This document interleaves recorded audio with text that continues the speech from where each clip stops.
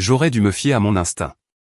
Ce matin-là, en regardant mon téléphone et en lisant le texto de maman pour la 3e fois, quelque chose dans mes tripes me disait « N'y va pas ». Barbecue familial aujourd'hui à 14 h. Amen Ethan. Travis sera là. Il va beaucoup mieux. Il est temps de laisser les vieilles rancunes derrière nous. À tout à l'heure. Travis, mon frère aîné. Celui qui avait un casier judiciaire incluant 2 conduites en état d'ivresse, de multiples bagarres de bar, et une ordonnance d'éloignement de la part de son ex-petite amie. Mais, selon nos parents, il traversait une période difficile et était vraiment en train de changer de comportement. J'avais déjà entendu ça. Maman, je ne pense pas que ce soit une bonne idée, avais-je dit au téléphone la veille au soir. Lorraine, c'est ton frère, et Ethan devrait connaître son oncle. Ethan a 9 ans, et Travis a des problèmes de gestion de la colère.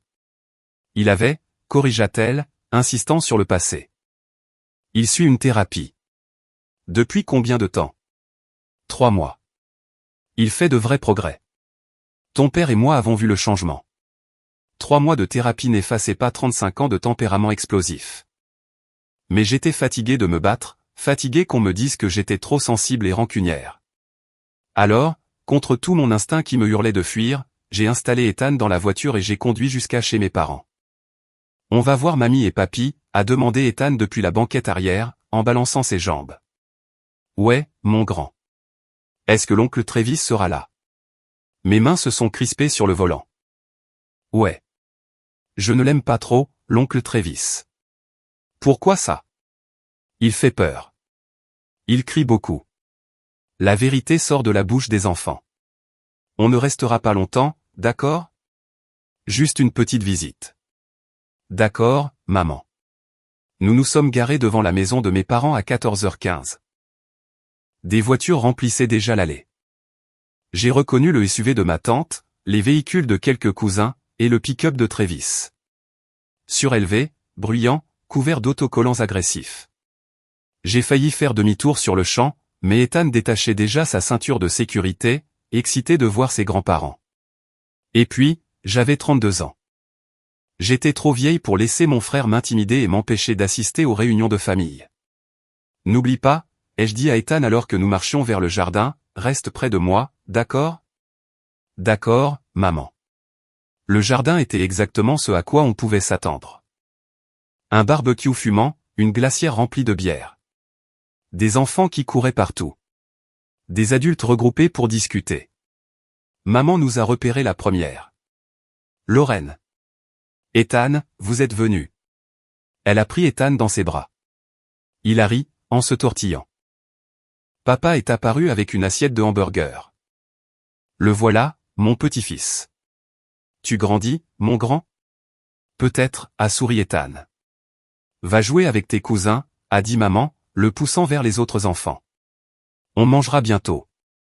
Ethan est parti en courant. Je l'ai regardé s'éloigner, cette anxiété maternelle familière pesant sur ma poitrine.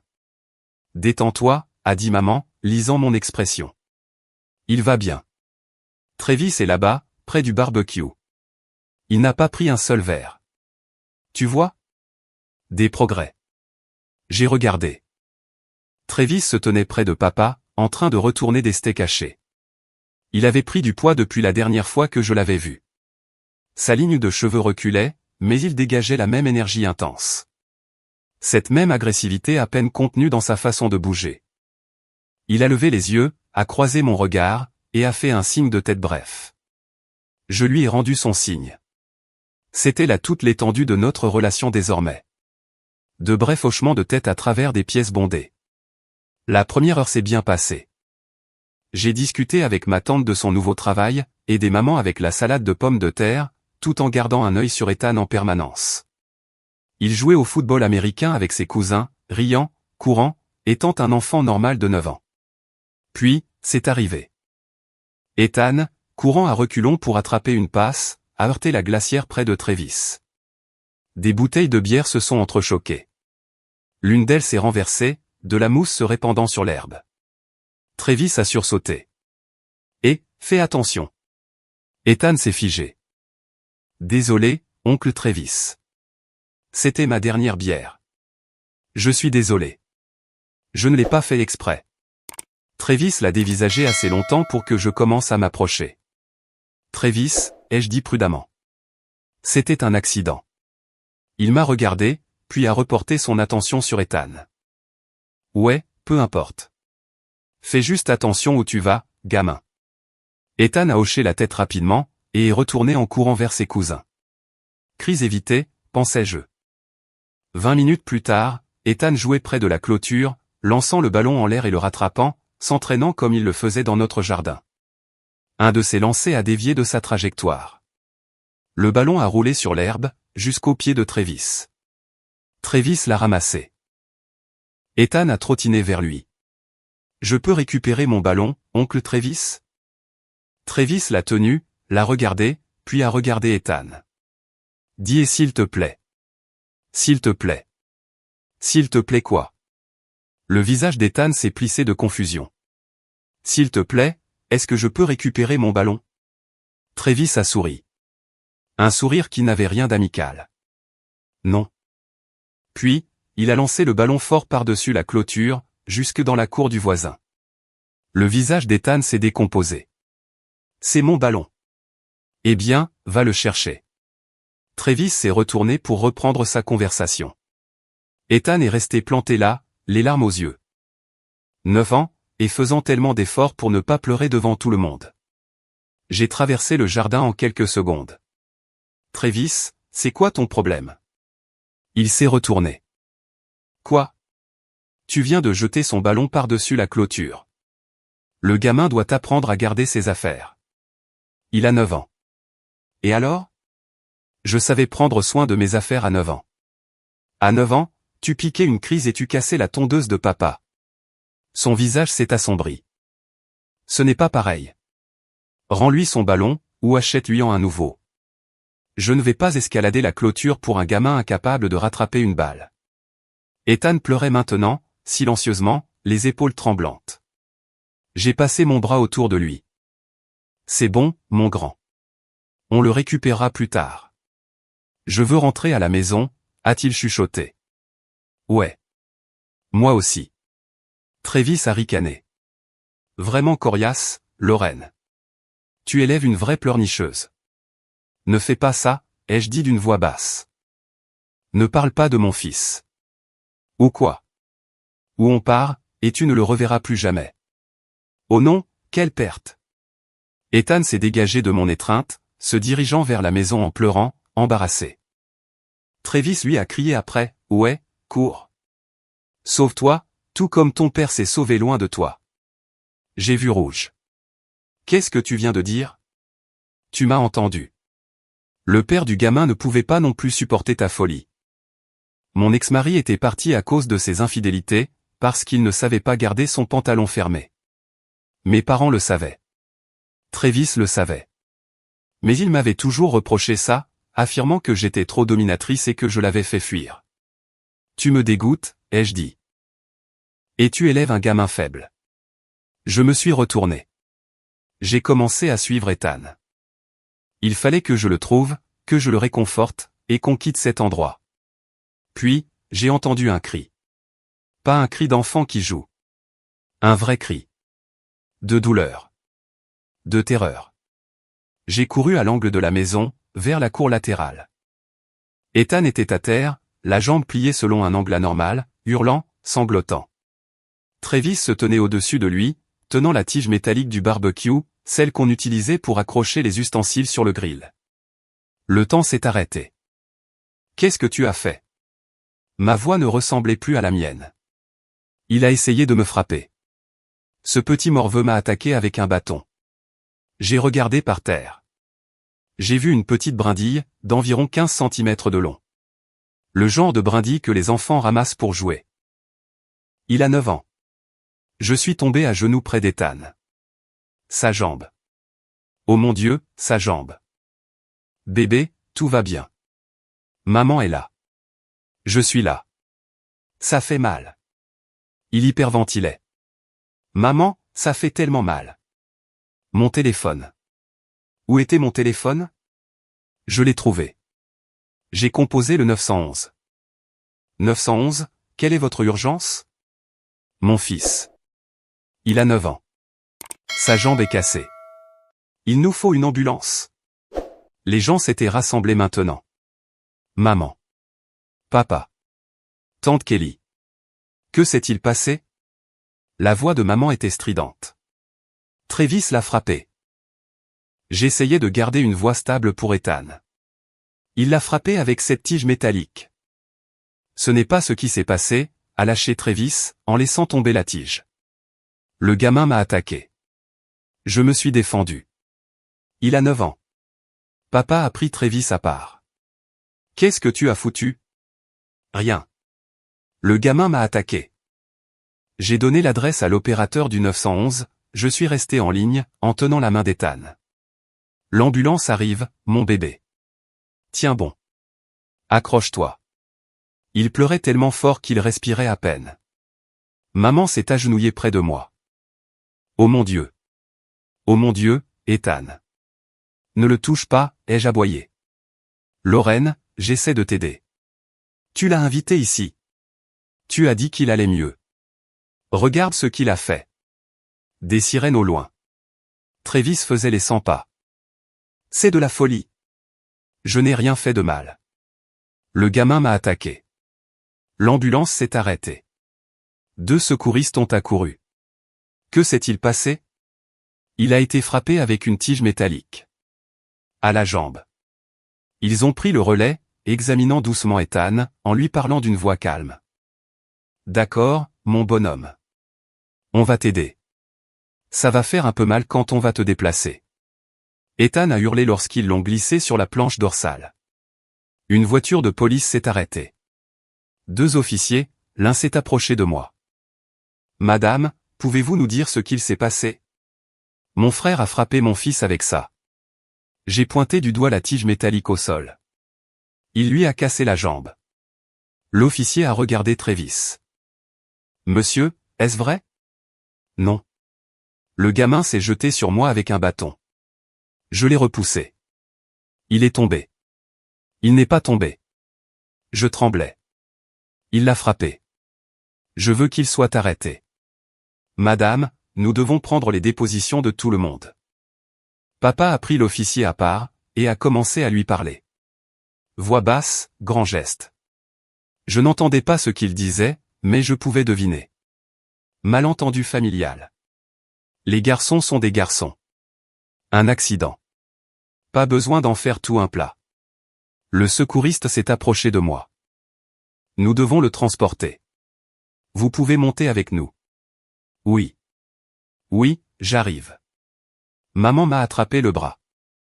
Lorraine, attends. Discutons de ça. Lâche-moi. Travis ne l'a pas fait exprès. Ton fils a cassé la jambe de mon fils, et tu le défends?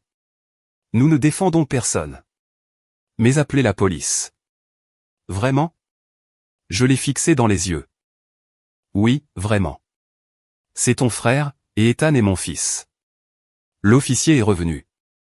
Madame, nous prenons les dépositions. Nous aurons besoin que vous veniez au poste après l'hôpital. Très bien, peu importe. Je pars avec mon fils. Je suis monté dans l'ambulance. Ils ont fermé les portes. À travers la vitre, j'ai vu ma famille rester là. Travis discutant avec animation avec la police.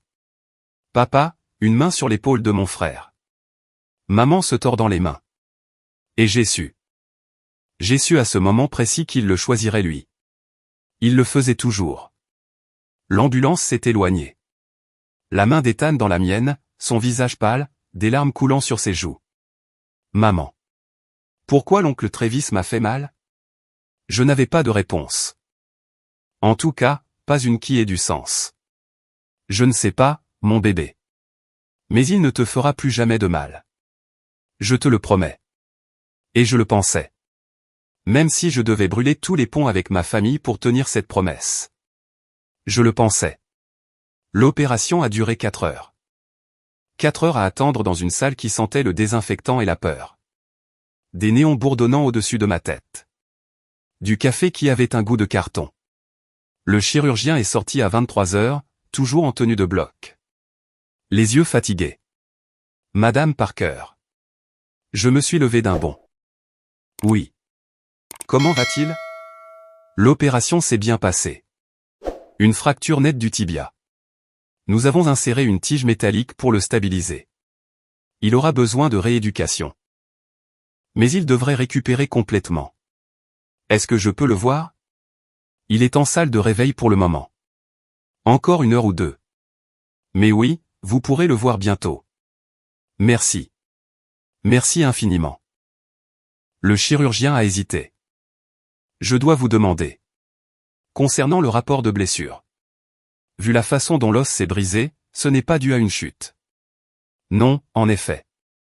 La loi m'oblige à signaler toute suspicion de maltraitance infantile. C'est bien. Faites-le, s'il vous plaît. J'ai déjà déposé un rapport de police. Il a hoché la tête. Quelqu'un des services de protection de l'enfance vous contactera probablement. Je comprends.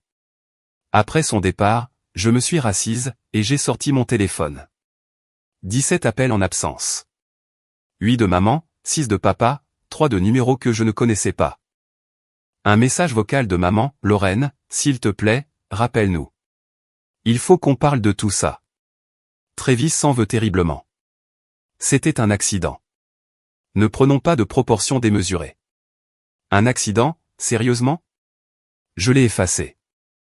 Un autre message vocal, de papa, Lorraine, tu fais une énorme erreur en impliquant la police.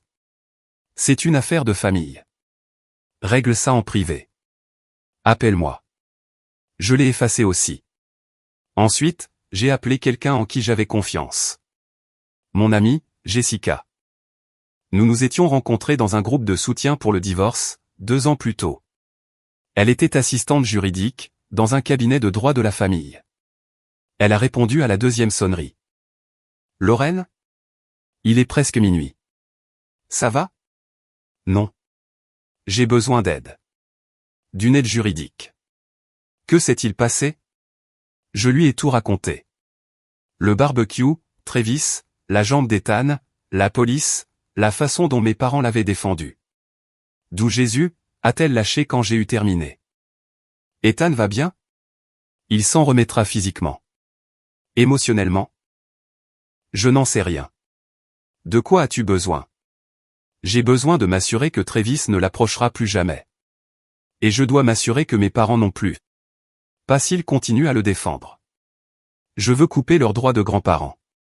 Est-ce que c'est possible? Elle est restée silencieuse un instant. C'est difficile. Les grands-parents ont des droits légaux dans la plupart des États. Mais vu ce qui s'est passé, c'est peut-être faisable. Laisse-moi en parler à ma patronne, Patricia Chen. Elle est spécialisée en droit de la famille. Particulièrement dans les cas très conflictuels. Merci. Repose-toi, si tu peux. Je t'appelle demain. Je ne pouvais pas me reposer. Je suis resté dans cette salle d'attente jusqu'à ce qu'il me laisse voir Ethan. Il dormait. Tout petit dans son lit d'hôpital. La jambe dans un plâtre de la hanche à la cheville, avec la tige métallique visible sur les radios affichés. J'ai tiré une chaise près de son lit, je lui ai tenu la main, et j'ai pleuré silencieusement, pour ne pas le réveiller. Mon téléphone a vibré. Un texto de maman, où es-tu? Nous sommes venus à l'hôpital, mais il refuse de nous dire dans quelle chambre vous êtes. Tant mieux. J'avais donné des consignes strictes aux infirmières, aucun visiteur, à part moi. Nous voulons voir Ethan. C'est notre petit-fils. J'ai répondu, il dort. Vous ne pouvez pas le voir. Lorraine, ne sois pas ridicule. Vous avez choisi Travis. Assumez ce choix maintenant. Nous n'avons choisi personne. Nous essayons de garder cette famille unie. En défendant l'homme qui a cassé la jambe de mon fils? C'est ça. Votre idée de la famille? Elle n'a pas répondu après ça. Le matin est arrivé. Ethan s'est réveillé groggy, confus. Maman. Je suis là, mon bébé. J'ai mal à la jambe. Je sais. Les docteurs t'ont donné des médicaments. Ça va aller mieux. Il a regardé le plâtre, et l'a touché avec précaution. L'oncle Travis a vraiment cassé ma jambe? Ouais, il l'a fait. Pourquoi? Je ne sais pas. Mais il ne te fera plus jamais de mal. Je te le promets. Est-ce qu'il va avoir des ennuis? Oui. La police s'en occupe. Est-ce que mamie et papy sont fâchés contre moi? Mon cœur s'est brisé. Non, mon bébé. Ils ne sont pas fâchés contre toi. Tu n'as rien fait de mal. Alors pourquoi ils ne sont pas venus me voir? Parce que je leur ai dit de ne pas le faire. Pas maintenant. Il a hoché la tête lentement. Parce qu'ils étaient du côté de l'oncle Travis.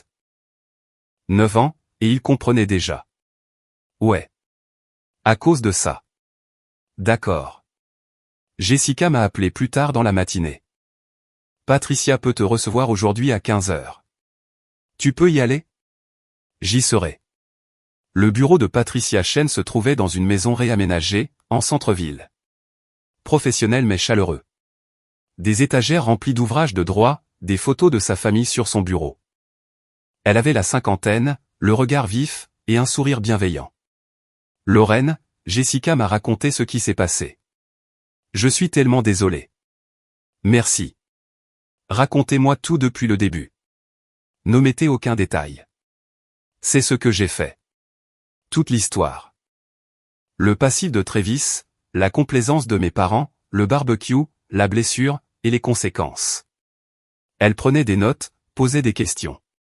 Son expression est devenue de plus en plus grave. Avez-vous le rapport de police?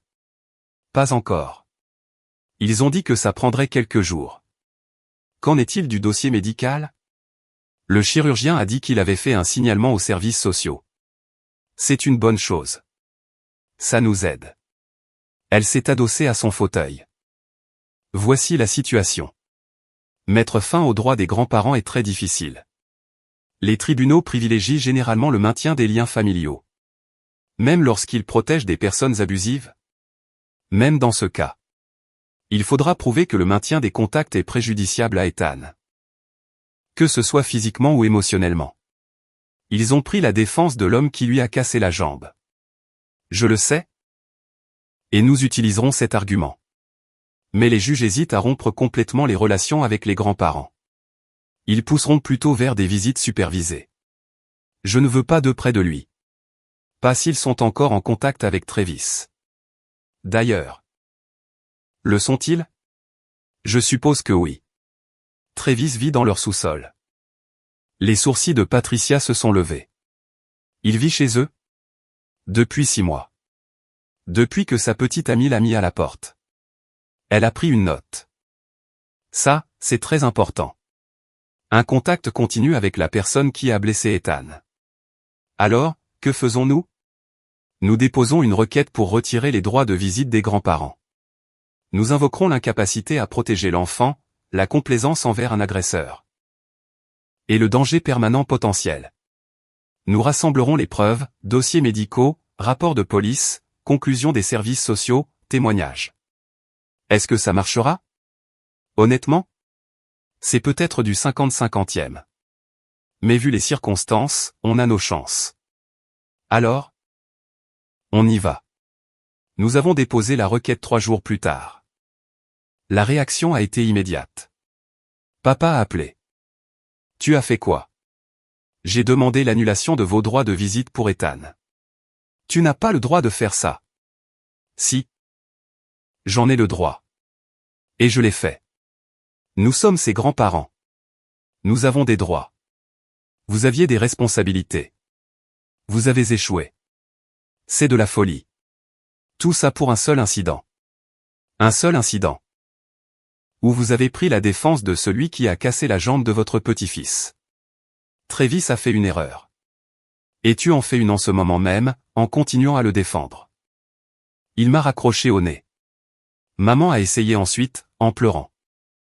Lorraine, s'il te plaît, ne fais pas ça. Nous aimons Ethan. Alors vous auriez dû le protéger. Nous ne savions pas que Travis allait. Bien sûr que si. Vous le saviez. Il a été violent toute sa vie. Vous avez juste choisi de l'ignorer. Nous allons te traîner en justice. Nous allons nous battre contre ça. Bonne chance. Ils ont engagé un avocat. Un avocat très cher. Robert Brennan, connu pour les affaires familiales très conflictuelles. Il a envoyé une lettre remplie de jargon juridique, qui disait en substance « Retirez la plainte, ou nous vous détruirons au tribunal ». Patricia n'a pas été impressionnée. Tactique d'intimidation classique. Ignorez-la. La famille élargie s'en est mêlée. Tante Kelly a appelé. Lorraine, comment peux-tu faire ça à tes parents? Ils se le sont fait à eux-mêmes. C'était un accident. Non, ça n'en était pas un, et tu le sais très bien. La famille pardonne. Pas ça. Jamais ça. Ma cousine Sarah m'a envoyé un texto, tu es cruel. Ils sont dévastés. Je l'ai bloqué. L'oncle Mike a laissé un message vocal. Tu as toujours fait des drames pour rien. C'est pour ça que ton mariage a échoué. Je l'ai bloqué aussi. Un par un, j'ai coupé les ponts avec tous ceux qui ne voyaient pas le mal qu'avaient fait mes parents. Ça m'a fait mal. Mais pas autant que de voir mon fils dans ce lit d'hôpital. Les services sociaux m'ont appelé. Une assistante sociale nommée Angela Martinez. Madame Parker, j'ai examiné le rapport. Je dois faire une visite à domicile. Vous interrogez, ainsi qu'Ethan. Bien sûr. Quand? Demain à 14 heures. Elle est arrivée, professionnelle, minutieuse, inspectant notre appartement et posant ses questions. Ethan, peux-tu me dire ce qui s'est passé au barbecue? Il était nerveux. Une petite voix. L'oncle Travis a jeté mon ballon par-dessus la barrière. Puis il a dit des choses méchantes. Et puis, il m'a frappé. Avec quoi? Le bâton en métal pour la grille. Est-ce qu'il a dit quelque chose quand il t'a frappé? Il a dit que j'avais essayé de le taper. Mais c'est faux. Je voulais juste rentrer à la maison. Angela prenait des notes. Comment te sens-tu à l'idée de revoir l'oncle Travis? Je ne veux pas. Il me fait peur.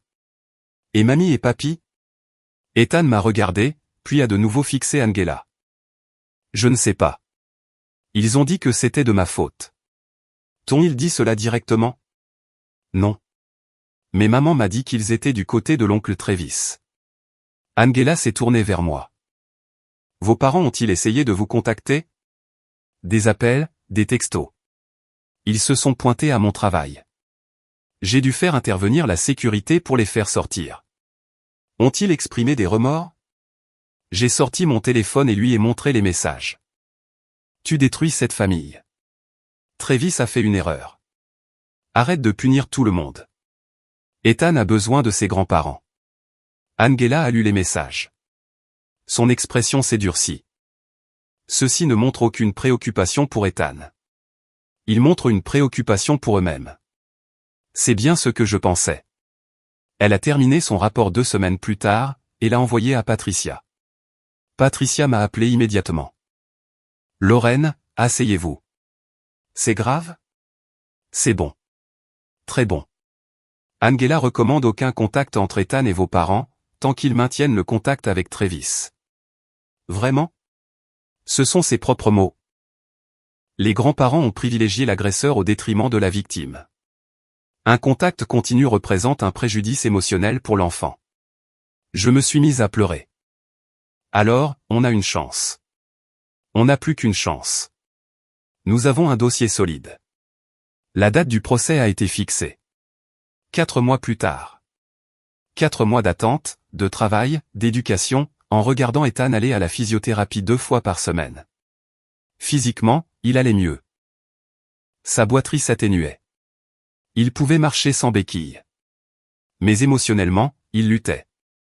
Cauchemars, anxiété, peur des bruits forts et des mouvements brusques. Son thérapeute a diagnostiqué un syndrome de stress post-traumatique, et a commencé une thérapie cognitivo-comportementale. J'ai tout documenté. Frais médicaux, notes de thérapie, bilan d'évolution. Patricia construisait le dossier. Le rapport de police comprenait des annotations des agents. La blessure de l'enfant est incompatible avec la version de la chute accidentelle donnée par le père. Semble être un coup délibéré avec un objet contondant. La déclaration du voisin, qui était présent au barbecue. J'ai vu Travis frapper le garçon avec la barre en métal. Ce n'était pas de la légitime défense. Le procès pénal de Travis avançait lentement. Son avocat jouait la montre. Mais le procureur maintenait la pression. Agression sur mineur, mise en danger d'enfant. Mes parents ont payé sa caution. 50 000 €.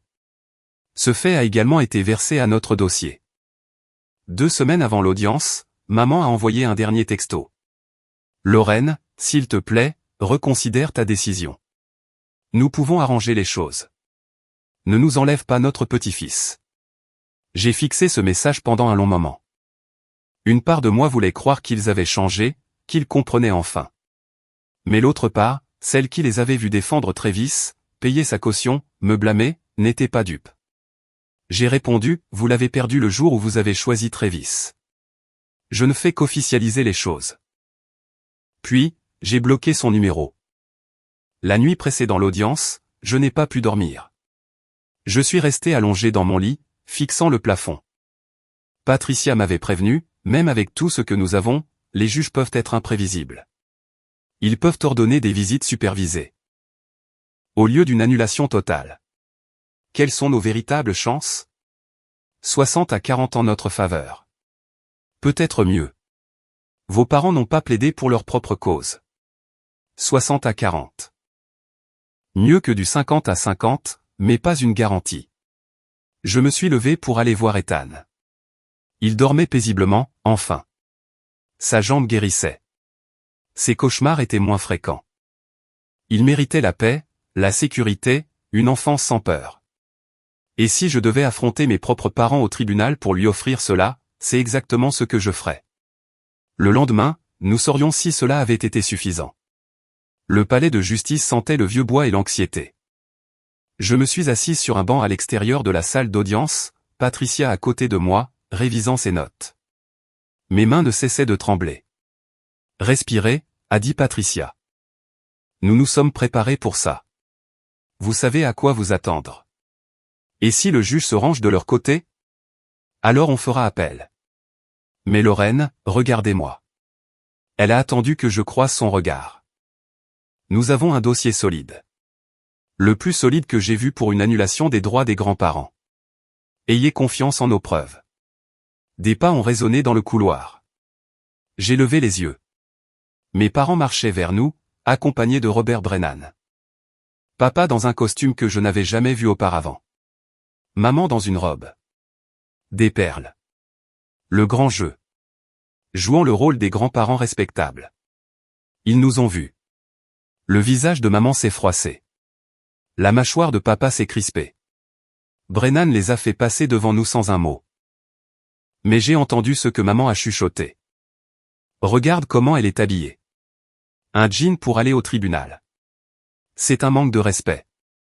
Je portais un pantalon habillé et un blazer. Mais peu importe, si ça les aidait à se sentir supérieurs. Patricia m'a touché le bras. Ne rentrez pas dans leur jeu, gardez ça pour la barre des témoins. L'huissier a ouvert les portes. Affaire 2847. Parker contre Parker. Veuillez entrer, s'il vous plaît. La salle d'audience était plus petite que je ne l'avais imaginé. Des boiseries. Le bureau du juge à l'avant. 2 tables 8 faisant face. Nous nous sommes assis à l'une, mes parents et Brennan à l'autre. La juge Hélène Rodriguez est entrée. Fin de la cinquantaine. Un regard perçant. Une énergie qui ne laissait pas de place aux absurdités. Veuillez vous lever. Nous nous sommes levés. Elle s'est assise. Nous nous sommes assis. Ceci est une requête pour mettre fin au droit de visite des grands-parents, a déclaré la juge Rodriguez, en lisant son dossier. La plaignante est Lorraine Parker, mère de l'enfant mineur Ethan Parker, 9 ans. Les défendeurs sont Robert et Sandra Parker, grands-parents paternels. Attendez, elle a dit, paternel. J'ai ouvert la bouche pour la corriger. Patricia a touché mon bras, secouant légèrement la tête. Nous la corrigerions lors des témoignages si nécessaire. Maître Brennan, vous pouvez présenter votre plaidoirie. Brennan s'est levé, sûr de lui, costume hors de prix, coiffure impeccable. Merci, votre honneur. Cette affaire concerne la destruction d'une relation aimante entre des grands-parents et leurs petits-fils, à cause d'un seul incident tragique. Mes clients, Robert et Sandra Parker, sont des grands-parents actifs et attentionnés pour Ethan depuis sa naissance. Ils lui ont fourni un soutien émotionnel, une aide financière, et une présence constante dans sa vie. Il a sorti des photos, et en a passé des copies à la juge et à nous. Des photos de Noël, des fêtes d'anniversaire, mes parents avec Ethan à différents âges. Ces photos montrent des années d'attachement, des années d'amour. Un seul incident, aussi malheureux soit-il, n'efface pas cette histoire, ni ne justifie une révocation totale de leurs droits. La juge Rodriguez a regardé les photos. Son expression est restée impénétrable. De plus, a poursuivi Brennan. L'incident en question n'a pas été perpétré par mes clients. Il a été commis par le frère de Madame Parker, Travis Parker, qui fait l'objet de poursuites pénales et devra répondre de ses actes. Mes clients étaient de simples spectateurs.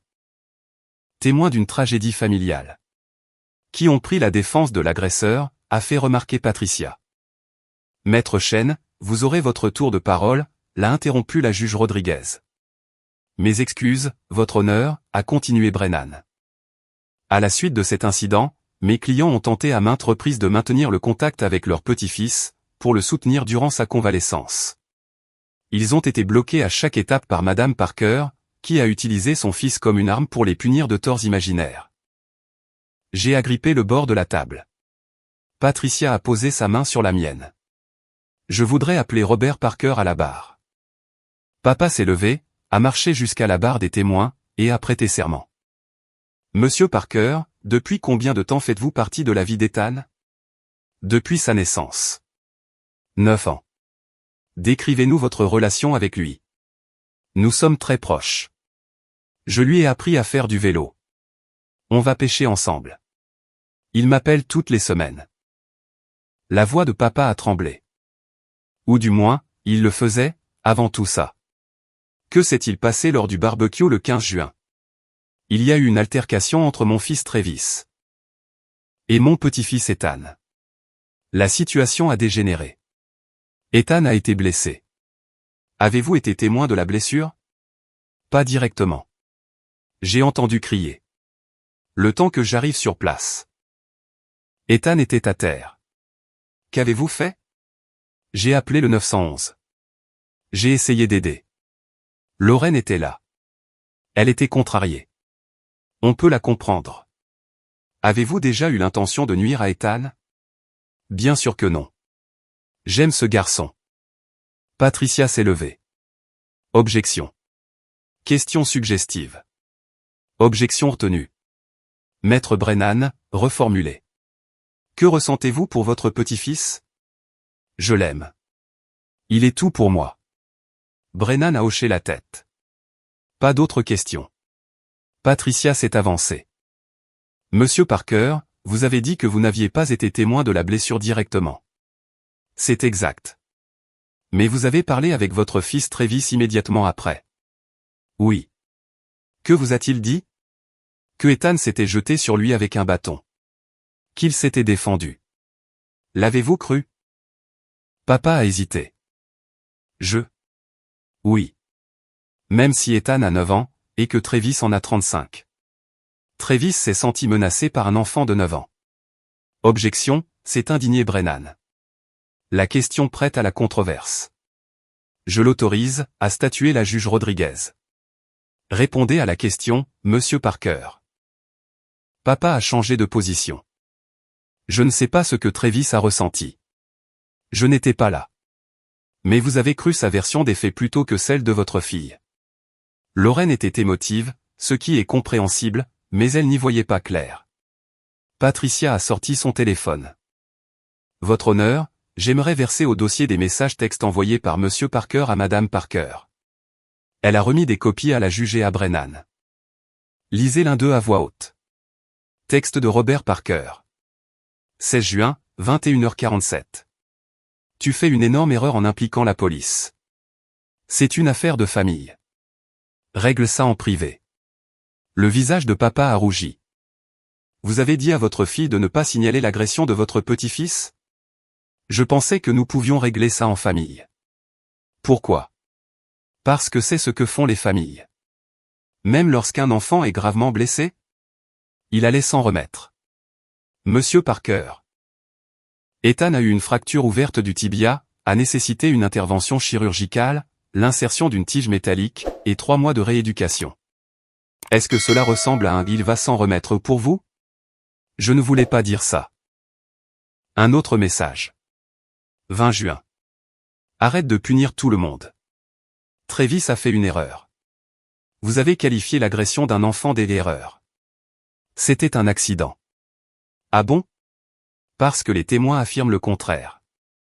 Quels témoins? Patricia a souri. Nous y viendrons. Dernière question, Monsieur Parker. Est-ce que Travis vit actuellement avec vous? Silence. Monsieur Parker? Oui. L'homme qui a cassé la jambe de votre petit-fils vit sous votre toit? C'est mon fils. Il avait besoin d'un endroit où rester. Et Ethan, votre petit-fils? N'a-t-il pas besoin d'un espace sûr? Ethan est en sécurité avec nous. Vraiment? Alors que la personne qui l'a blessé vit sous votre toit? Objection. Brennan s'est levé. L'avocate harcèle le témoin. Objection retenue. Maître Chen, passez à autre chose. Pas d'autres questions. Papa a quitté la barre, visiblement secoué. Maman a été appelée ensuite. Sandra Parker a pris place, s'essuyant les yeux avant même que Brennan ne pose la première question. Madame Parker, parlez-nous de votre relation avec Ethan. C'est mon bébé, mon premier petit enfant. J'étais là à sa naissance. J'ai été présente à chaque anniversaire. À chaque étape importante de sa vie. Que s'est-il passé le 15 juin? Ça devait être une belle journée en famille. Et puis tout a mal tourné. Ethan a été blessé. C'était horrible. Souhaitiez-vous qu'il soit blessé? Jamais. Je ne ferai jamais une chose pareille. Comment avez-vous vécu ces 4 derniers mois? Maman s'est mise à pleurer. Ça a été dévastateur. Il me manque tellement. Je veux juste voir mon petit-fils, le serrer dans mes bras, lui dire que je l'aime. Pas d'autres questions. Patricia s'est levée. Madame Parker, vous avez dit que vous étiez au barbecue lorsqu'Ethan a été blessé. Oui. Avez-vous vu ce qu'il s'est passé? Une partie. Avez-vous vu Travis frapper Ethan avec la barre en métal? Long silence. Tout s'est passé si vite. Ce n'est pas ce que j'ai demandé. L'avez-vous vu? Oui ou non? Oui. Et qu'avez-vous fait? Je ne savais pas quoi faire. C'était le chaos. Avez-vous pris des nouvelles d'Ethan? Finalement. Oui. Finalement? Votre petit-fils hurlait avec une jambe cassée, et vous avez finalement appris de ses nouvelles? J'étais sous le choc. Plus en état de choc que l'enfant de 9 ans blessé? Ce n'est pas juste. Patricia a sorti d'autres messages imprimés. Message de Sandra Parker à Lorraine Parker, 18 juin. Si tu avais mieux élevé Ethan, cela ne serait jamais arrivé. Le silence est tombé dans la salle d'audience. Vous avez blâmé la victime, a dit doucement Patricia. Je ne l'ai pas dit dans ce sens-là. Comment l'avez-vous dit alors? J'étais bouleversée, confuse. Un autre message. 25 juin. Ethan a probablement provoqué Travis. Ces choses-là arrivent. Maintenez-vous cette déclaration? Non. J'avais tort. Vraiment? Parce que Travis vit toujours avec vous. C'est notre fils. Et Ethan est notre petit-fils. Pourquoi Travis bénéficie-t-il de votre protection? Mais pas Ethan? Maman a éclaté en sanglots. Je les aime tous les deux. Si vous aimez Ethan, pourquoi n'avez-vous jamais demandé à le voir? Pour savoir comment il allait? Lorraine nous l'interdit. Vos messages à Lorraine. Tous les 17 envoyés au cours des 4 derniers mois. Combien d'entre eux prenaient des nouvelles du rétablissement d'Ethan? Silence. Je vais vous répondre, aucun. Chaque message concernait vos droits, vos sentiments, votre désir de le voir. Pas un seul ne demandait s'il allait bien. J'ai supposé qu'il allait bien. Vous avez supposé, ou vous ne vous en êtes pas soucié. Objection. Brennan était debout. Je retire ma question, a dit Patricia. Pas d'autres questions. La juge Rodriguez a ordonné une suspension de séance. 20 minutes dans le couloir.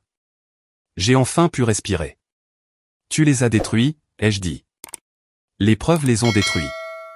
Je n'ai fait que les présenter. Patricia a vérifié ses notes. C'est à notre tour. Tu es prête? Autant que possible. À la reprise de l'audience, Patricia m'a appelé à la barre. J'ai juré de dire la vérité, je me suis assise, et j'ai fait face à mes parents, à travers la salle. Madame Parker, a commencé Patricia. Racontez-nous ce que vous avez vu le 15 juin. J'ai pris une grande inspiration, et j'ai tout raconté, dans les moindres détails. Ethan demandant son ballon, Travis le jetant, l'insulte, Ethan s'enfuyant en pleurant, puis le cri de douleur. Qu'avez-vous vu en arrivant sur les lieux? Ethan à terre. La jambe cassée. Travis tenant la barre en métal. Que vous a dit Travis? Que Ethan l'avait attaqué. Qu'il s'était défendu. L'avez-vous cru? Non. Ethan a 9 ans. Travis en a 35. Ce n'était pas de la légitime défense. Qu'ont fait vos parents? Ils ont pris la défense de Travis. En lui cherchant des excuses. Mon père a tenté de persuader la police qu'il s'agissait d'un malentendu. Patricia a présenté les dossiers médicaux, les notes du médecin, et le rapport des services sociaux, CPS. Ensuite, ce fut au tour du témoin surprise. J'aimerais appeler à la barre, Margaret Chen. Une femme plus âgée est entrée. La soixantaine. Un visage bienveillant. C'était la voisine qui était présente au barbecue. Elle a pris place à la barre. Madame Chen. Étiez-vous présente au barbecue de la famille Parker le 15 juin? Oui. Ma fille est mariée au cousin de Lorraine. J'étais invité. Avez-vous été témoin de l'incident impliquant Ethan Parker? Oui. Pouvez-vous décrire ce que vous avez vu? Le petit garçon s'éloignait de Travis. Il avait l'air contrarié. Travis lui a crié après. En disant quelque chose de cruel. Le petit a commencé à pleurer. Puis Travis a ramassé la barre en métal, et l'a frappé. Frappé, et non pas poussé? Non, il l'a frappé délibérément sur la jambe. Le garçon est tombé immédiatement. Ma mère a eu un hoquet de surprise. La tête de papa s'est affaissée. Avez-vous le moindre doute? Aucun. Cet homme a agressé un enfant. Brennan a tenté un contre-interrogatoire. Madame Chen, n'est-il pas possible que vous ayez mal vu? J'ai 67 ans. Mes yeux fonctionnent parfaitement. J'ai vu ce que j'ai vu. Mais de loin. J'étais à 3 mètres. J'ai tout vu. Brennan s'est rassis. La juge Rodriguez a consulté ses notes, regardé mes parents, puis moi. Plaidoirie finale. Brennan s'est levé. Votre honneur, mes clients ont commis des erreurs à la suite d'un événement traumatisant, mais cela ne justifie pas la rupture totale d'une relation aimante entre des grands-parents et leurs petits-fils. Nous demandons, à minima, des visites supervisées. Le tour de Patricia. Votre honneur, il ne s'agit pas ici d'une erreur. Il s'agit d'un comportement récurrent. Ses grands-parents ont choisi de protéger un agresseur plutôt que sa victime. Ils ont blâmé un enfant de 9 ans. Et ils continuent de loger l'homme qui a cassé la jambe de leur petit-fils. Ils ne montrent aucun remords, aucune volonté d'assumer leurs responsabilités. Le maintien des contacts avec eux constitue un préjudice émotionnel continu pour Ethan.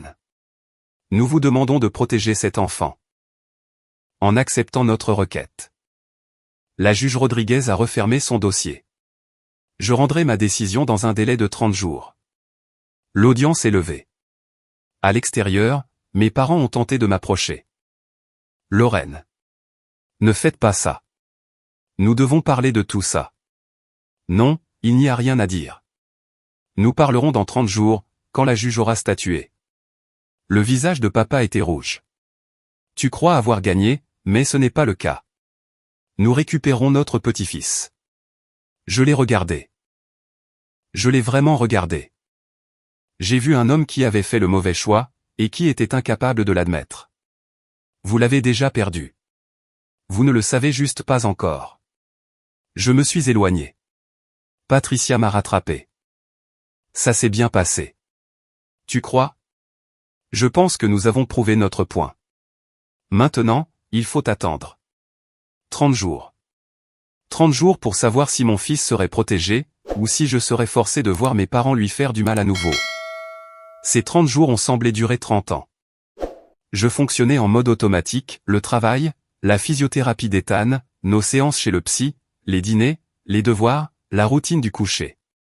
Mais sous la surface, l'attente pesait. Ethan a demandé un jour, quand est-ce qu'on aura la réponse? Bientôt, mon cœur. Et si la juge dit que je dois revoir mamie et papy? Alors je ferai appel, et je continuerai à me battre. Et si tu ne peux pas gagner? Je me suis agenouillé et je l'ai regardé dans les yeux. Alors je m'assurerai que tu ne sois jamais seul avec eux. Je te protégerai, toujours. Il m'a serré dans ses bras. Je sais, maman. Une date a été fixée pour le procès pénal de Travis. 6 mois plus tard. Son avocat essayait encore de jouer la montre, mais le procureur m'a rassuré, nous avons des témoins, des preuves médicales. Il va plonger. Une piètre consolation, mais c'était déjà ça. Patricia m'a appelé le 28e jour. Le verdict est tombé. L'audience est fixée à demain. 10 heures du matin. Mon estomac s'est noué. C'est le moment. C'est le moment. Quoi qu'il arrive demain, nous avons tout donné. Je sais. Merci. Cette nuit-là, je n'ai pas fermé l'œil.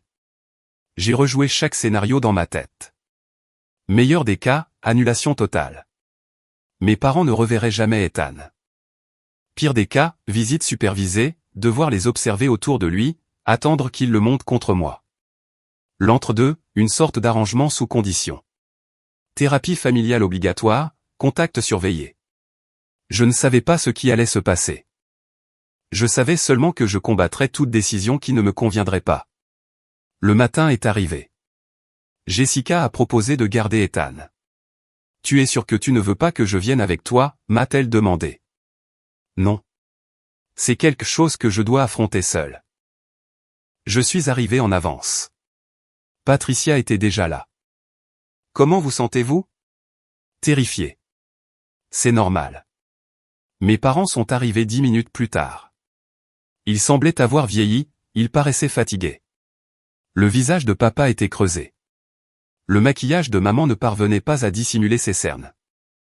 Une part de moi se sentait mal pour eux. L'autre part se souvenait d'Ethan, hurlant de douleur sur le sol. L'huissier a ouvert les portes. Toutes les parties pour l'affaire Parker contre Parker. Nous sommes entrés. Même salle d'audience, même disposition. La juge Rodriguez a fait son entrée.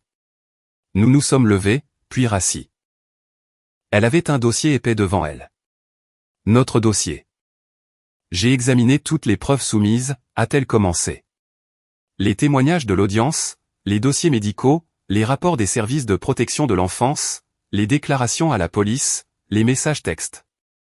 Et j'ai accordé une réflexion approfondie à cette affaire. Mon cœur battait si fort que je l'entendais à peine. Les affaires de droit des grands-parents sont toujours complexes. La loi reconnaît que les grands-parents jouent des rôles importants dans la vie des enfants. Les tribunaux hésitent à rompre ces liens. La main de ma mère s'est portée à sa poitrine. Un espoir naissant. Cependant, a poursuivi la juge Rodriguez, la sécurité et le bien-être de l'enfant doivent primer. Or, cette affaire présente des preuves évidentes de préjudice. Le visage de maman s'est décomposé. Le 15 juin, le jeune Ethan Parker, âgé de 9 ans, a subi une blessure grave lors d'une réunion de famille. Les preuves médicales confirment que la blessure n'était pas accidentelle. Les témoignages des témoins oculaires corroborent que l'enfant a été frappé délibérément par son oncle. Travis Parker. Elle a regardé mes parents. Les défendeurs, Robert et Sandra Parker, étaient présents. Ils ont été témoins des conséquences, et leur réaction n'a pas été de protéger l'enfant, mais de prendre la défense de l'agresseur. Papa a commencé à parler. La juge Rodriguez a levé la main pour l'interrompre. J'ai lu les textos, les tentatives de décourager l'implication de la police, les torts rejetés sur un enfant de 9 ans.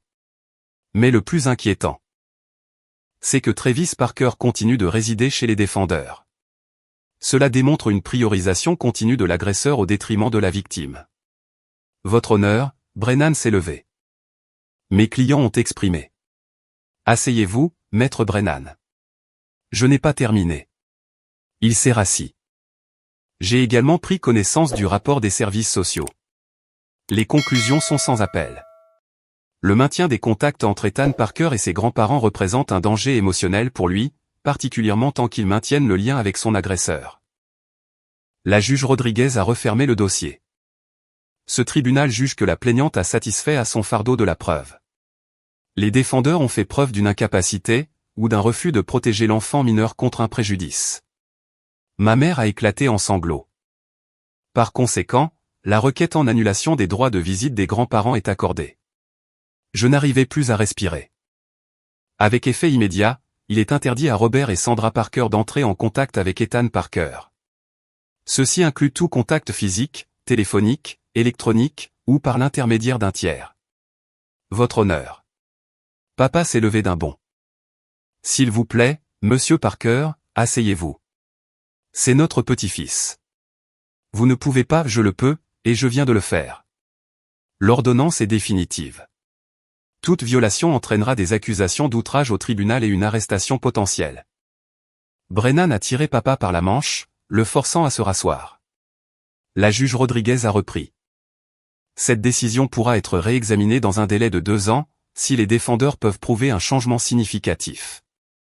Spécifiquement, ils devront mettre un terme à tout contact avec Travis Parker, suivre une thérapie familiale et faire preuve d'une véritable responsabilisation pour leurs actes.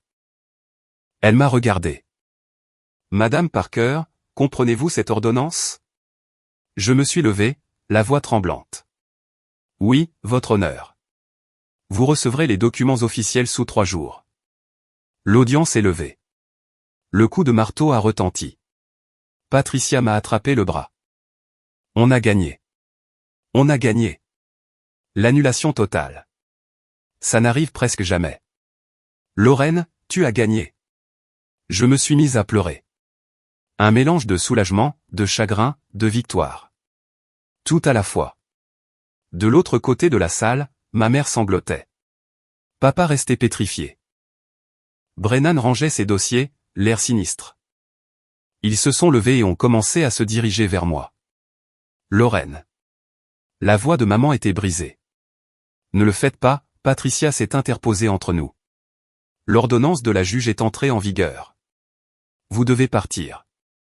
C'est notre fille, et elle vient d'obtenir une injonction d'éloignement, nous empêchant d'entrer en contact avec son fils. Je vous conseille de partir. La sécurité a fait son apparition. Messieurs, dames, il est temps d'évacuer les lieux. Mes parents sont sortis. Maman s'est retournée une dernière fois pour me regarder. Les épaules de papa étaient affaissées. En les regardant partir, j'ai senti que quelque chose en moi se brisait et guérissait simultanément. À l'extérieur du tribunal, j'ai appelé Jessica. Alors?